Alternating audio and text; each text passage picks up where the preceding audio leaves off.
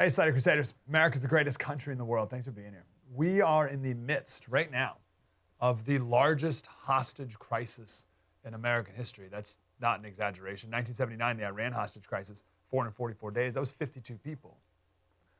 How many Americans are in Afghanistan? We don't know. They don't know. No one knows. 10,000? I mean, that's the number that's kind of being thrown around. Could be way more than that, right? And they're spread out all over the country. That's the third the size of America. Taliban members on every corner. These Americans there with no real desire to even get them out. The deadline that the Taliban's holding us to is 6 days away, August 31st. And then what? That's like, it really hit me yesterday that, oh, these people are hostages. So you're telling me this whole thing started with 3,000 Americans dying on 9/11. 3,000 more Americans died over the next 20 years of war. And now this may end with, 3,000 more Americans potentially being killed with a bungled retreat? Is that what's happening in front of our eyes right now? And news usually moves so fast. So this is almost like slow motion happening because we have 6 days. So it's like, this is a slow motion. Like what are we doing? All right, I got a lot of questions, but first, let's talk about how Biden is going to try to get out of this politically, just so you can see this as it's happening. There's 3 tricks, 3 ways that Biden is trying to get out of it. The first, he's going to keep harping on the fact why we got into Afghanistan in the first place. We got in there because of 9/11. We achieved our mission. We stopped al-Qaeda. We killed bin Laden. So now it's time to leave. Yeah, Joe, no one's arguing that. No, like almost everyone wanted to leave, or at least leave maybe 2,000 people there to keep some sort of peace or whatever. Okay, yeah, everyone wanted to go. No one wanted to send another 100,000 troops in there. That's not the concern, Joe. Stop trying to make that. No one's arguing that. It's how you left. That's the problem. Don't let him get away with that. Second trick that he's going to try to pull on you to get away with this. Listen to Psaki here. This is the White House spokesperson, of course. See if you can find the key word in what she says here. We are committed to bringing Americans who want to come home. We are in touch with them via phone, via text, via email, via any way that we can possibly reach Americans to get them home if they want to return home. That's it. If they want to. It's those who want to come home. What a weird way to put, like, you would never put it that way naturally, right? I'm pretty sure every American who's in Afghanistan wants to come home right now. Maybe there's like one lady who's working at an orphanage or something who will go down. Everyone wants to come home. You don't need to put that qualifier in there like, well, it is beautiful this time of year. I think a lot of people may want to. No. Everyone wants to come home. You don't need to say those who, want to come home. So why are they doing that? They're doing that because on September 1st, they're going to say, well, mission accomplished. We did it. We got every American home who wanted to come home. And there's going to be thousands of Americans in Afghanistan saying, no, hello, I still want to come home. Well, you didn't make it to the airport in time. So you don't really want to come home then. What are you talking about? I'm 1,000 miles away from the airport. I'm stuck in the middle of the nowhere, Afghanistan, with the Taliban everywhere. And you're telling me I got to get to Kabul, but don't come to Kabul because the Taliban controls Kabul, so I can't even get to the airport if I even get close to the airport. And now you're telling me that I don't really want to go home? That's how they're going to frame that. It's sick. Eric Erickson first made that point that they're going to claim mission accomplished because everyone who really wanted to go home, they showed up to the airport and we got them home. Nice try. Third thing they're going to try to do to trick you.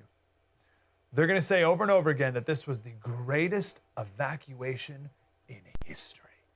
Oh, the biggest airlift ever. It's historic. It's monumental. It's Herculean. We did an amazing accomplishment here, patting ourselves on the back. Couldn't have been better. What a great success. Look at the tens of thousands of people that we got out. Some random person wrote this on Twitter, and the chief of staff, Joe Biden's chief of staff, who's probably running the show there, retweeted it. This now matches the Berlin airlift, widely regarded by historians as the greatest in history. That took a year and a half. This took less, worse conditions, blah, blah, blah. Right? And he retweeted it like, yes, this is our Berlin airlift. Yesterday in Biden's press conference, that was 5 hours later than when they said it was going to start, said that they've evacuated 70,700 people, all without saying how many Americans. Why not? Why not say how many Americans you've gotten out? Let alone how many are still behind. So again, the three tricks. First, he's going to keep harping on why we went in there, and we had to do this because I refused to send in 100,000 more Americans to die in Afghanistan. It's like, Joe, no one wanted that. Second trick is, hey, those who wanted to come home, we got them home. Mission accomplished, aren't we great? And then the third trick is, it's the greatest evacuation in history. Don't let them get away with any of those. The truth is, this is the greatest hostage situation in American history, with no way out and no leverage over the Taliban. There's no leverage. We have the lives of 10,000, or who knows, right? But 10,000 Americans that are depending entirely on the good graces of the Taliban. Think about that. Put yourself there, truly. Put yourself in some compound or something in Afghanistan, some house in Afghanistan, and you got to get to the airport. How are you going to get there?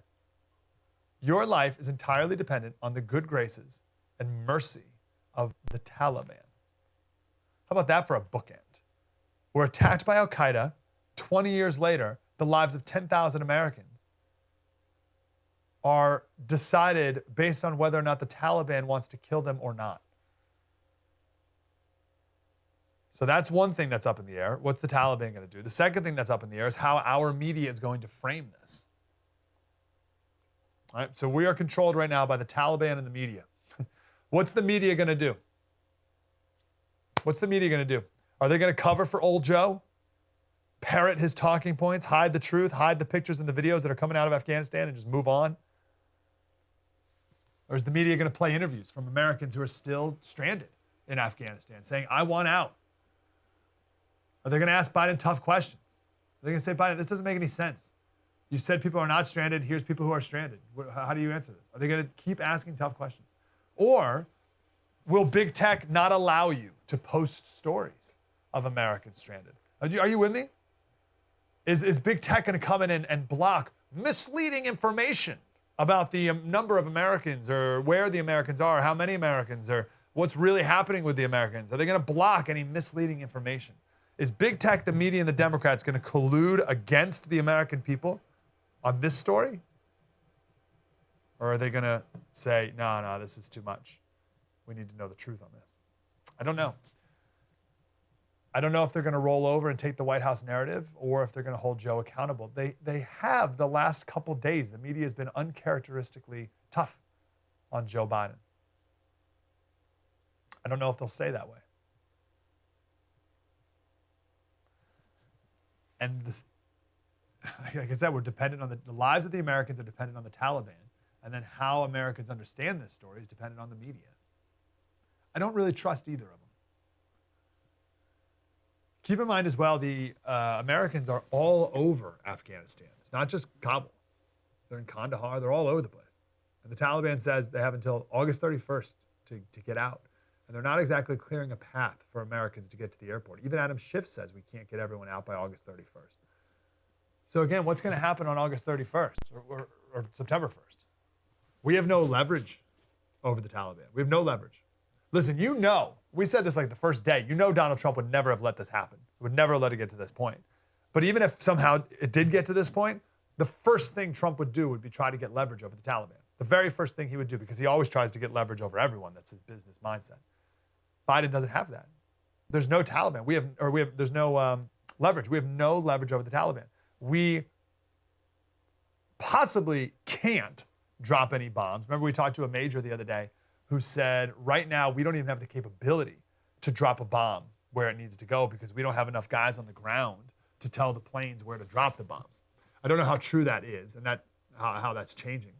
But even if we had the capability, we don't have the will. Joe Biden doesn't have the will to drop more bombs in Afghanistan. So the leverage of the one language that the Taliban speaks, a bomb, we don't have that. Okay, so that's the first point of leverage we don't have over the Taliban. So you're like, okay, well, how about money? Maybe we have the leverage of, we're going to cut off all your money. Okay, first of all, we left a lot behind. Second, this is where China comes in. This is where China comes in and says, hey, Taliban, don't worry about that. We got you covered. Great. Okay. So we don't have bombs. We don't have money. What other leverage do we have over them? Oh, that's right. The international community.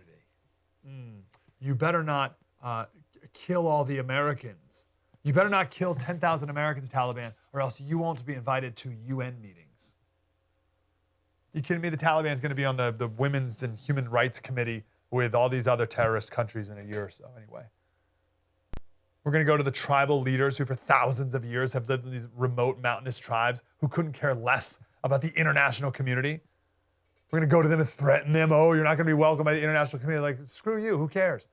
They're going to be welcomed by China, and that's enough for them. So we got no leverage. No bombs. Withhold money. China's going to come in, and then we're not going to welcome them at the UN like they care. So we got no leverage.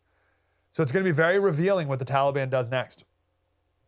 Is the Taliban's main goal to kill Americans? It's a serious question. Is the Taliban's main purpose and goal of their existence to kill Americans, kill the infidels, right? If so, we're sitting ducks. We're sitting ducks. Saw an interview the other day with a Washington Post reporter. She was a young woman, I don't know, 30-something years old, and she was able to escape because of the British were able to block off a street for 1 hour.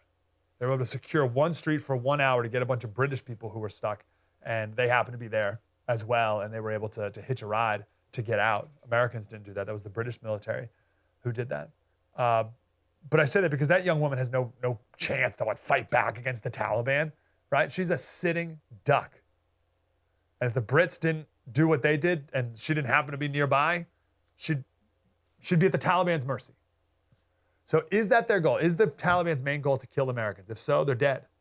But if the Taliban's main goal is actually just to be a regional power, and they just use a hatred of Americans as sort of rhetoric to gain power and gain influence and gain control, then but they don't really want to do it. They don't really want to. Listen, I'm trying to find a way out of this. Maybe the Taliban doesn't really want to kill Americans. They just want the Americans gone, or they just want support of people who say they want to kill Americans for their own power and interest. I don't know. That's the best I got. That's the best situation I could be in, is like, oh, the Taliban doesn't really want to kill Americans. I think they do. So just to review, because of Biden's botched withdrawal, we are dependent on the Taliban for letting Americans get to the airport. And we're depending on the Taliban to, pretty please, don't kill any Americans who are left behind and completely defenseless. That seems to me, and maybe I'm off here, but that seems to be the current state of affairs right now. I guess the only other option I see is we send American service members out from the airport to go and get people, but that's tricky. Where are the people? And now we're putting American service members in harm's way without proper air support. We shut down the air base 30 miles away. So imagine now we have a couple American service members that go out and die because of Biden's botched withdrawal. Now we got a whole new ballgame. Now this isn't hey, nice going, dope. You gave the Taliban helicopters and jets and trucks and guns and night vision goggles, you absolute moron. Now it's, your inept execution here got Americans killed. Got American service members killed. And we can't go out from the airport guns ablazing because we don't know who the good guys are and the bad guys are. And this has been our problem from the jump. Rumsfeld wrote a memo in 2003. He literally said, we don't know who the good guys and the bad guys are. He said, we have insufficient human intelligence on the ground. The same is true today. I don't see any way out of this. Again, other than the Taliban's like, okay, you guys can go now. So what's the worst case scenario? Maybe even probable case scenario is a lot of Americans die. So what does Joe Biden need to say and do now? Jocko Willink, you familiar with Jocko? He's a Navy SEAL. He made this video yesterday. This is he wrote this, what I would say if I were the president. Here it is. Good evening. I wanted to give you an update on the current situation in Afghanistan. As you know, we were set to leave Afghanistan this month, and as we began the final drawdown, I made some critical errors. Namely, I underestimated the strength of the Taliban, and I overestimated the strength and capability of the friendly Afghan forces. This was my fault. And due to my mistake, the Taliban has taken control of Afghanistan. There are reports now that ISIS and Al-Qaeda are working alongside them. Unfortunately, there are tens of thousands of Americans on the ground there, as well as friends and allies of America on the ground. And these people, Americans and our allies, are all stranded. And that is my fault. But they will not be stranded for long. Stop there for a second. How focused is that, right? That's like the line, "This is my fault." It's a powerful sentence. And we've gotten none of that. None of that humility, none of that accountability. Instead, oh, things are going great. Praise us. Tell us how wonderful we are for doing such a great job getting out of Afghanistan. They're trying to cover up the whole thing. But the ability to clearly define the issue, the situation, how we got here, my fault, and then, but, and here's the turn. In the next 48 hours, America will be in control of most major airports in Afghanistan. Any resistance we meet from the Taliban or otherwise when we seize these airports will be destroyed completely and without mercy. From those airports, we will conduct rapid strike rescue missions until we have recovered and evacuated all our citizens, allies, and friends. Any person that interferes with these operations will be killed. May God bless America, and may God have mercy on the souls of our enemy, because we will not. That is all. Instead, yesterday Biden had a press conference, took no questions, 5 hours late, and opened up talking about the budget bill. Listen, I don't want to be dramatic here. This is not something to score cheap talking points on or something. I'm not exaggerating. I'd love for someone to walk me off the ledge here. But we are depending on the Taliban playing nice. Biden imposed this August 31st date so that he could give a feel-good victory speech on September 11th as the great peacemaker, 20 years after 9/11. But truly, in the end, what could happen, as we're seeing it right now unfold, is we have 3,000 Americans dead on 9/11, about 3,000 American service members dead during a 20-year war, and maybe 3,000 more Americans dead in our bungled retreat. And I don't know our way out of this. But if the Taliban wants to, they can kill more Americans than they've ever dreamed possible. And all of this is bookended with people falling from the sky.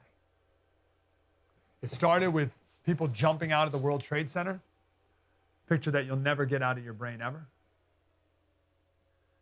And it ended with people falling off the wheels of airplanes leaving the Kabul airport. I've never in my life seen pictures of people falling from the sky, except for twice. 9/11 and the day that Biden let Kabul fall. True story. Mike Slater. Spread the word.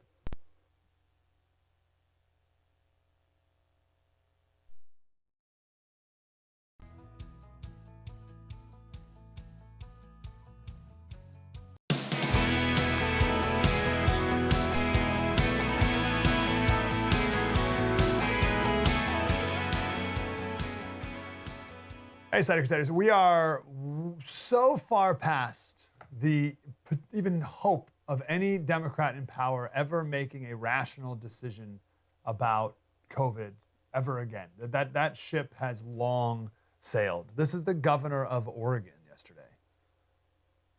Today, I'm announcing that effective Friday, August 27th, masks will be required in all public outdoor settings where physical distancing is not possible, regardless of vaccination status. Masks have proven to be effective at reducing transmission and are a necessary measure right now, even in some outdoor settings, to help us fight COVID and to protect one another. No, they have not been proven, you crazy, crazy, hysterical person. Everyone's lost their minds.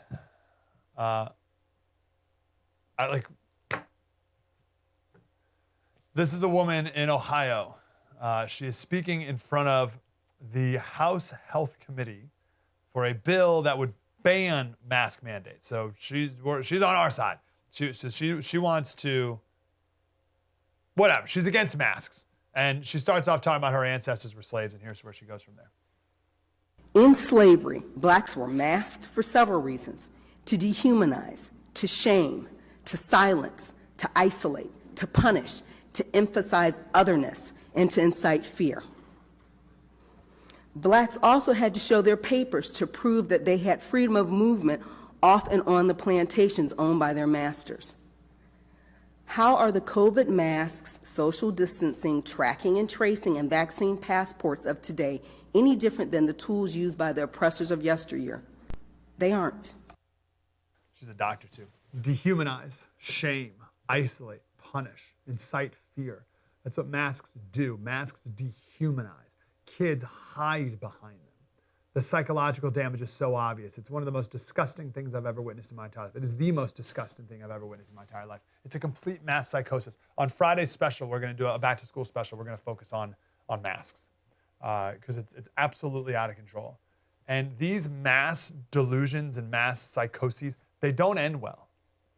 They don't end well. And the closer we're getting to the point of no return, you need to know where the end of it is.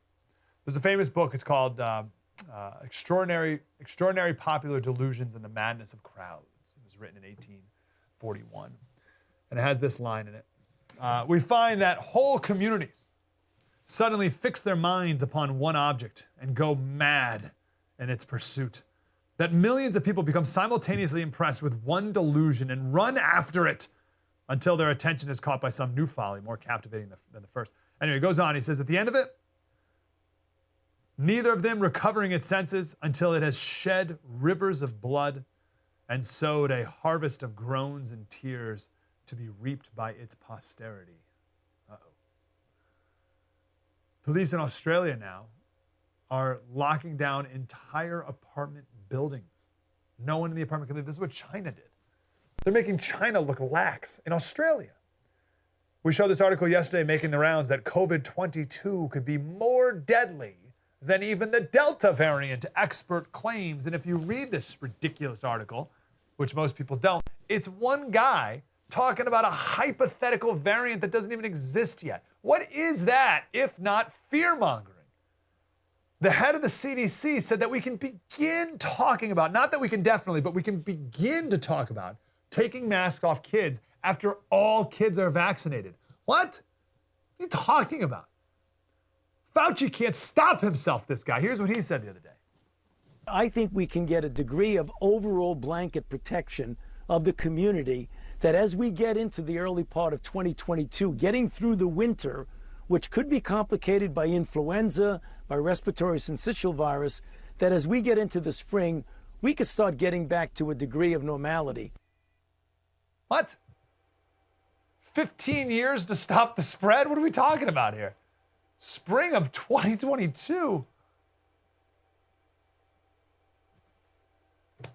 Fauci the other day, he said, yes, I understand people like their freedom, but at a certain point, enough is enough. Enough is enough. There's a big church in Calgary that says when they open up next month, they've been closed all this time, they're only allowing vaccinated people inside. Only vaccinated people over the age of 12 are allowed to go to church. What an absolute travesty that is. The church has always in history been known as people who fearlessly serve and love other people, even during plagues. Martin Luther, his whole town left during like the 5th plague that he was alive during. Everyone left town. His leadership of the church told him to leave, and he refused to leave. He said, I must help and serve other people here who are sick. And today, the calling of the church is apparently to stay away, isolate, be fearful of others. And this being afraid and not serving is being spun as loving your neighbor. It's the Christianly thing to do. That is so screwed up. There's kids in Washington school. The unvaccinated kids are forced to wear ankle monitors. This is a device made for construction workers to make sure they stay 6 feet apart from each other when they're on the job site. And also they can be tracked in case someone gets COVID and they can see who they were near in contact with. And now they're being used in schools. Make sure your kids stay away from each other, or at the very least, the unclean. We want to make sure we stay away from the unclean, disgusting children, the unvaccinated. We've talked a lot about, and it's coming, the social credit score. Right? This is coming to America. Let me back this up. The only difference between the tyrants of today and the tyrants of yesterday, the only difference is technology. We have technology now that wasn't available when the worst tyrants in history, and they would have loved this technology, but they didn't have it. So now the worst tyrants, they're the same people, right? They have it now. And the benefit that gives them is now they don't have to look like tyrants. Right? Back in the day, if you were a tyrant and you wanted to control people, you kind of had to act and look like a tyrant. Today, if you're a tyrant or have tyrant tendencies or the heart of a tyrant, you can be a tyrant without having to blatantly look or act like one. So you can be a tyrant with all the power and trappings that come with it and be heralded as looking out for people's safety and health. Gizmodo, which is a tech blog, I wrote this headline that your credit score should be based on your web history, International Monetary Fund says. So your credit score will not be based on your paying bills on time or not. It'll be based on everything else. It'll be more like a social justice score. So imagine your credit score now taking into account your web browsing history, your music playlists. Are they diverse enough? What movies you watch? And of course, where you work. Maybe even how far you drive. Ooh, that's a good one too. How far you drive needs to be a factor in your social credit score.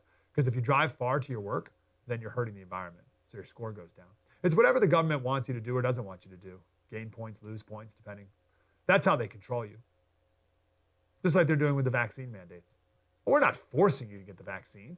It's just you can't go on a train, a bus, plane, go to work, eat at restaurants, or go to school if you don't get vaccinated. But we're not forcing you. It's the same thing here. They're going to say, you can't get a loan. You can't get a home loan or a business loan or a job if your score's too low. But we're not forcing you to do all these things.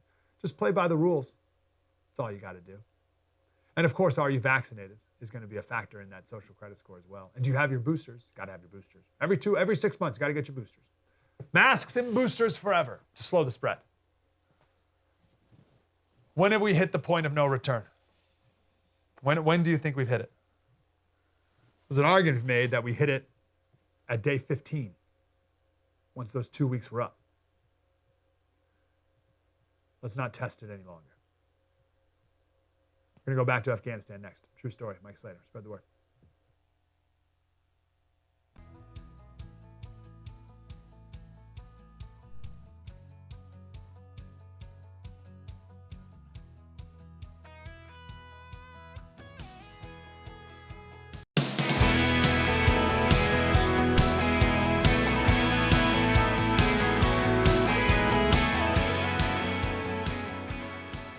As Senator Crusaders, the world, certainly the country, and most definitely family members of the thousands of Americans who are stranded in Afghanistan were waiting for the president to make some sort of statement yesterday. He was hours late from when he was first originally supposed to, and then came out and talked about the budget bill. Eventually, he got to Afghanistan. Here's something he said. But the completion by August 31st depends upon the Taliban continuing to cooperate and allow access to the airport for those who were transporting out and no disruptions to our operations. Can you guarantee every American will be out before the troops leave? Sanctions, can you guarantee? Did sanctions come up at all in the G7 meetings? I like the meme where his slogan was America is back, and now people just write America is back, as in Joe Biden's back, walking away, never taking questions. James Carafano is here from the Heritage Foundation, historian, professor, author. wise scholar. James, how are you, sir? Hey, great to be with you. I'm grateful you're here. First of all, am I right in describing this as a hostage situation? Yeah, we just don't know how big a hostage situation is. I mean, I don't think anybody, not even the Taliban, know how many Americans, allies, and Afghan friends will be trapped in the country after this thing shuts down. This has been very surreal for me. I mean, I deal with crises all the time, but this one's actually become personal because there are literally thousands of people all over the country, all over the world that are working to get people out. I just got off the phone with somebody, and it's very, very clear there are Americans right now that can't get to the airport or can't get in the airport, and others as well. So it's going to be a hostage crisis compared to the Iran hostage crisis. I mean, the Iran hostage crisis is going to look like a sinking rowboat compared to the Titanic. I mean, the numbers, whatever they are going to be big. And what's going to happen on September 1st? We talked a little bit earlier about the rhetoric, and Biden's going to say, oh, we got everyone out who wanted to come home, right? That's how they're going to try to spin this out of it. Even though, as you said, right, they just can't get inside the airport. But what's the Taliban going to do on September 1st? Well, first of all, it's very likely that the U.S. is going to be gone. I think this is going to be very impossible for the United States. So we're gone. The narrative that this was like successful, like the Berlin airlift, is ridiculous. The dude just lost a country. He's condemned an entire nation full of women to slavery. There's a generation of children that have never known the Taliban that are going to be under this oppressive rule. So to claim that this is some kind of victory, it's like the captain of the Titanic saying, well, we got everybody in the lifeboats. As far as I'm concerned, it was an incredibly successful cruise. So it's going to be a disaster. What the Taliban are going to do is they are going to continue to solidify their control over the country. So this is going to go back to being the old country under the old Taliban. Literally, life is going to go back to the Middle Ages. The only difference between the new Taliban and the old Taliban is the new Taliban are actually wicked good at social media. They're very good at engaging in the Western press, and they know how to work the external world, and they're going to do that way better. But the purpose of all that is to do one thing, which is to solidify their control over the people inside the country and run it like a medieval kingdom. And and they have all of our weapons too, which they didn't have 20 years ago. What are they going to do with the Americans? So I imagine. So I saw this report the other day of a Washington Post reporter. She's like a 35-year-old woman, right? And she was able to get out because the British cleared some streets, and she was able to hitch on that bandwagon and get to the airport. That's the only reason she's alive now, is because of the British troops. Right. So let's say that didn't happen, and she's stuck in some house in Afghanistan. What are the Taliban going to do to her on September 1st? And people like her, the thousands of people like her. This is the crazy thing. They're going to do whatever they want. They might hold people for ransom. They might claim they're CIA agents and put them on trial and execute them. They might hold a bunch of them in prison and go to the Americans and say, don't be supporting the rebels. Don't be stopping our drug trafficking. Don't be blocking our bid to join the Human Rights Council at the United Nations, because if you do, all these people are going to die. And remember what happened to Jimmy Carter in the Iran embassy. They're going to hold Biden hostage for 3 years, and either they will take his presidency down or they won't care about his presidency, and they'll just humiliate the United States. That's worse than them having our night vision goggles, right? We talked about that the other day, technology and everything else they have. But the fact that they're going to have all these, I just thought they'd shoot him in the head, and that's bad enough. Right. Maybe it's even worse to keep them as slaves. And yeah, maybe that's even worse. Wow. Just to drive that point home, that's on Biden. Fair? Look, it's a giant human shield. All the catastrophe that's happened here is because of Biden. And here's where they're wrong. They think this is just a bad press day. And once they get past the 31st, this is all going to fritter away. But there's a whole series of cascading problems that they've unleashed, and they're going to plague them throughout their presidency. Look, first of all, Afghanistan is going to be a black hole to the United States. We have no place to base out of. We're going to have worse relations with the Pakistanis. They're not going to let us do anything. We The stands are not going to let us in because they're not going to annoy the Taliban. We are going to have less visibility in Afghanistan than we did under Clinton. So horrible things are going to happen there, and we're not going to know about them until they come out of there and smack us in the face. So, you talk about the dog that caught the car. I mean, Biden has unleashed a problem that he has no control over until the end of his presidential term.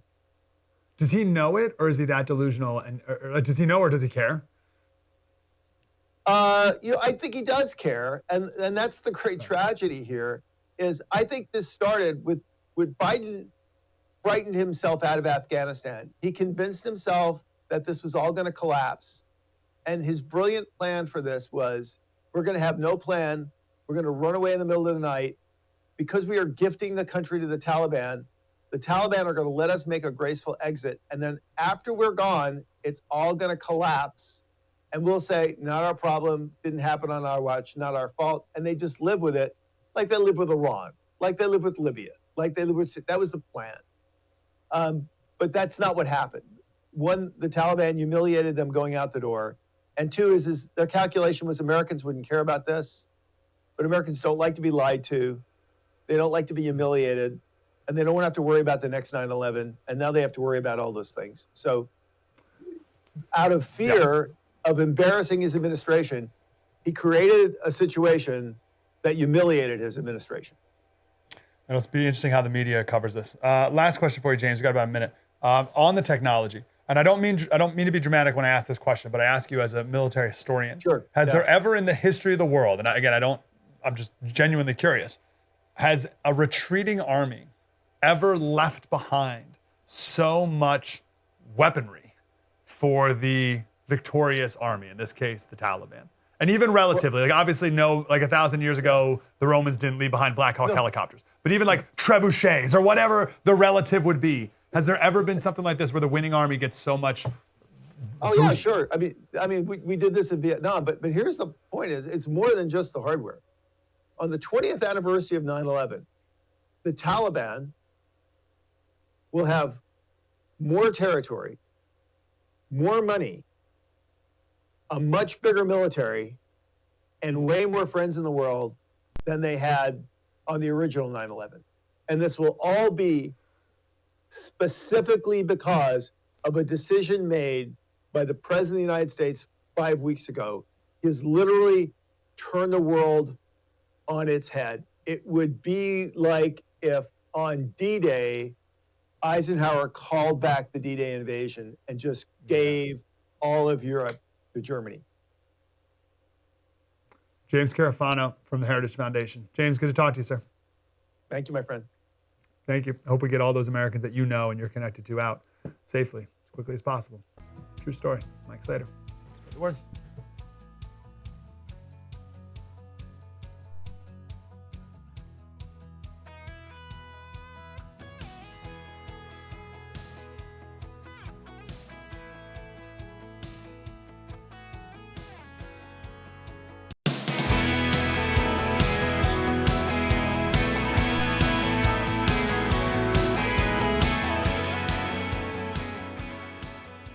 Hey, Slater, back to COVID here. This is the mayor of New York City, one of the leaders of the people who have just lost their minds. Look, human beings do well when they have carrot and stick. So a mandate helps people to realize it's time. FDA final approval on Pfizer said it's time. Fauci said, and I know people like their freedom, but at a certain point, enough is enough. Rick Green is here, former state rep in the great state of Texas, patriotacademy.com. Rick, how are you, brother? Mike, doing well, brother. Thanks for having me back. Good to be with you. Yeah, dude, help me understand the worldview difference between people like de Blasio and then our governor and people where I am here in California on the coast versus someone like a Governor Abbott, the governor of Texas. What's different between these people that's leading us in completely different directions? Man, I got to tell you, just listening to de Blasio there, I mean, Benito Mussolini, I mean, it's unbelievable, the fascist idea, the carrot and the stick. We're going to use a stick on our own fellow citizens to get them to obey the commands of these people that have, by the way, zero credibility at this point, that have gotten it wrong from the very beginning at every turn, and yet you're going to force this on us? But to your question, man, listen, the mindset and the difference between a Newsom, a Cuomo, a Whitmer, those type of governors, command and control. I'm going to do a different comparison than you asked, because Abbott was absolutely just like them for a year. He locked up Texas. He was a terrible, terrible Republican governor. I'm going to use Ron DeSantis instead, because a DeSantis, a Kristi Noem, they had faith in the people to make the decisions. Now, DeSantis got it wrong in the beginning because everybody was afraid, and so he did some lockdowns at the beginning, shouldn't have. Only politician in America to say, I was wrong. I should not have done that, and we will not do it again. And frankly, he has led the way to free not only the people of Florida, but he forced Governor Abbott to finally free the people of Texas. And Mike, look, man, no one person should ever have enough power to make this decision of whether or not the people in their state are going to be free. This is not the American way. It's not constitutional. It's crazy. Few legislatures have pushed back and taken away these emergency powers, but it's a complete distortion of these statutes that were written in the 70s, really to deal with hurricanes. But they listed pandemic, and then we used these stay-at-home orders, these shelter-in-place. I mean, all these things that were, for hurricanes and things that would last a few hours to use against a pandemic, and it just spun out of control. But your man Newsom is the one that started it on March 16th of last year, and then the dominoes just fell, and here we are, 18 months later, still trying to dig out of this hole they created. Well, hopefully he's the first or maybe second to fall after Cuomo as well. We got our recall in 3 weeks from today. This idea of trusting the people, though, this is really profound and difficult perhaps for people to understand, because people make bad decisions. There's no doubt about that. People make terrible decisions all the time. So about many different things. So why should we trust the people when you have the experts, the scholars, the great leaders who know better? Why trust these people? It's kind of the same, the healthcare decisions are very much the same as the free market. It's, do you let 300 million people in the chaos of the free market that Adam Smith said would come up with a better overall decision, meaning price and quality and which products make it and which ones fail, than if you had command and control and a few bureaucrats at the top of government making those decisions. That's why socialism and communism always fail economically, and the free market creates all kinds of prosperity. Same way with healthcare, man. I mean, you cannot expect a bureaucrat to make a good decision for 300 million people, because we're different. We're individuals. Your body's different than mine. Different treatments are going to work for me that might work for you. And so we need to have that chaos of the market, even in healthcare, to get to the best decision. And man, I mean, they have proved it. If anything has been proven this year with COVID, is that government does not make good decisions for us as individuals. Mask, 2 masks, 3 masks, get the jab, you won't need the mask. Oh, by the way, you got the jab, you still need the mask. Oh, by the way, the jab didn't work. And in some places, 85% of the hospitalizations are people with the vaccine. They've been vaccinated, and now the people with the vaccine are spread. I mean, it's a clown show. They've absolutely blown it. And that's why you should be able to make this decision with your doctor. You should be able to read and study and decide on your own. And you're 100% right. Some people are going to make bad decisions, and they get to live with the consequence of that. And I know people are thinking when I say that, yeah, but if you make a bad decision, you could make me sick, and then I have to live with the consequence of that. We have to start with the idea and the understanding that COVID-19 is not smallpox. It's not Spanish flu. It's nothing like those things. Spanish flu was 25 times more deadly than this one. And in 1918, 20 million people died from it. And yet you still did not have command and control making people do things, anything like what we're dealing with right now. Woodrow Wilson did not even mention Spanish flu. Throughout his presidency, he's dealing with World War I and this incredible pandemic across the country, killed 500,000 Americans. We can't find a single paper or speech where he even said the words or talked about it, and he contracted it himself. We've just gotten to this place where people believe in government, they worship government, they think government will solve everything. And then you have people like Pope Fauci that love being worshiped, and they want to control your life. So it's a formula for disaster. We've got to get back to the principles of liberty. I know I gave a really long answer here, man. Sorry. I love it. That's what we wanted. We wanted the preaching. I literally have 30 seconds. Whatever happened to the Democrats who left Texas? I never got an update here in California. What happened to them? Well, apparently a few of them ran out of Miller Lite and decided to come back to Texas. So just a handful of them. We barely made quorum last Thursday night. And so the legislature's back to doing their business. Mike, here's the answer. That was we it. to be super spreaders of the Liberty variant and get our lives back. That's how we'll restore this. Rick Green, PatriotAcademy.com. Awesome to talk to you, Rick. Hey, Mike, have a good one, man. Appreciate you, brother. Friday, Our special is about going back to school. Back to school special about masking kids. When will the insanity stop? True story. Mike Slater. See you tomorrow. Spread the word.